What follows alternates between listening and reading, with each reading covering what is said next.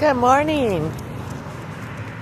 So we're going to talk a little bit more about Casper and how he came into my life and how the rescues helped with him. So Casper had a challenging beginning life before he came to me, but when he came to me, he didn't get along with my two dogs that I already had at the time, but we worked that out. You'll see videos of them becoming best friends, my two senior dogs. So when Casper came into my house, he was covered in ticks and fleas. When I say covered, he had probably about 100 ticks. It probably took my friend and I an hour to get him out. You'll see a little bit of videos periodically about that, and his first day in the house. So the most important thing was to get him to the vet, get him his shots. That's what Friends for helped us with that in the beginning, and they helped with a couple other things. So we take him to the vet. He grabbed a couple dogs. Mind you, this is all new to him. He got his shots. He got tested for heartworm, which he ended up being heartworm positive. And he ended up being, come on, let's go, having a disease that's called tick-borne disease. It's from ticks. And they told me that he'll have it the rest of his life. So, also, while we were getting the ticks off of him, we saw something with his eyes, with his one eye. And the vet was like excited, but not excited, because he had a third eyelid. We thought it was something, damage to his eye, but it ended up he had an extra eyelid. So not only was he heartworm positive, he was not fixed, and from having all the ticks, he ended up with a tick disease, and he had an extra eyelid. So, long story short, I agreed to get him healthy. We had to stop the heartworm treatment because he was so aggressive because not being fixed. And with my two senior dogs that we chose to get him fixed, come on, go, and then restart the heartworm treatment again. So he went through the heartworm treatment, got treated for the tick disease. Then we had to find someone to fix his eye. And he had several visits with an eye specialist because they had to remove the eyelid. Now, mind you, when they fixed him, they went in and trimmed his third eyelid that was inside his eye because he had eyelashes on it. So every time he blinked, it was scratching his retina. It could actually damage his eye. So they trimmed his eyelid inside his eye while he was under, and we had to have that eyelid removed. Mind you, he was about 2 or 3 years old when I found him, so he'd been living with this, and luckily there was no eye damage. So the agreement was we'd get him healthy and we would adopt him out. But that kind of changed down the line. So Hands to Paws came in, Miss Cat came in to help with training, and she helped with getting the eye surgery. Now, it was almost like $3,000. Come on, Casper. For the heartworm treatment, getting him fixed, his antibiotics for the disease that from the ticks.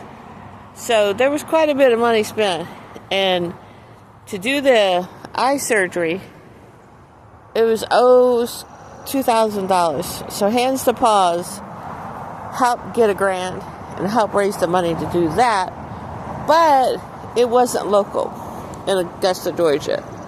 We were going to have to take him to Athens. And to see the eye doctor before that was in Thompson. So he had appointments in Thompson to get looked at by the eye doctor specialist for him. And then the surgery was scheduled for in December. So, again, I'm still fostering him and still talking to everybody about agreeing to foster. And Miss Cat started working me and saying that he was my dog.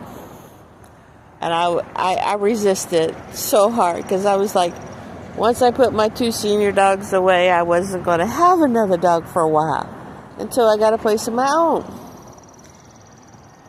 But God had another plan, okay?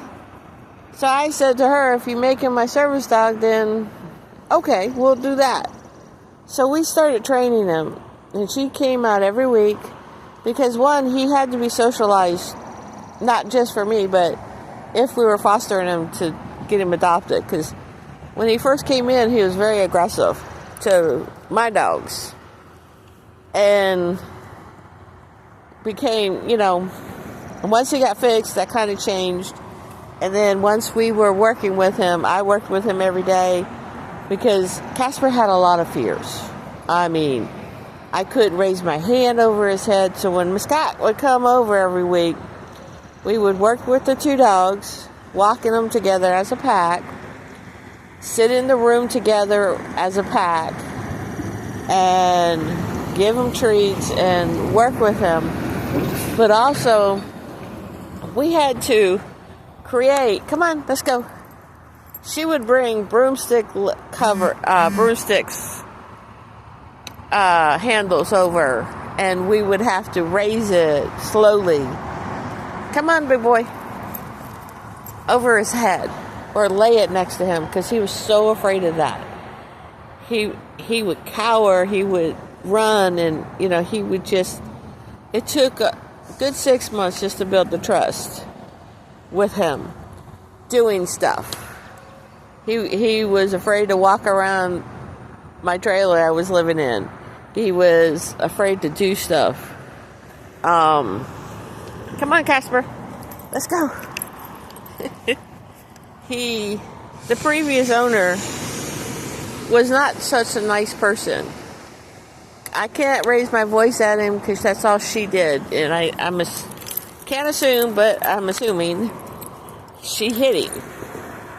So daily I would sit and clap my hands over his head and pretend that I was pulling, like a kid would do, pull his ears and pull his tail and just swing my hand just so he would get used to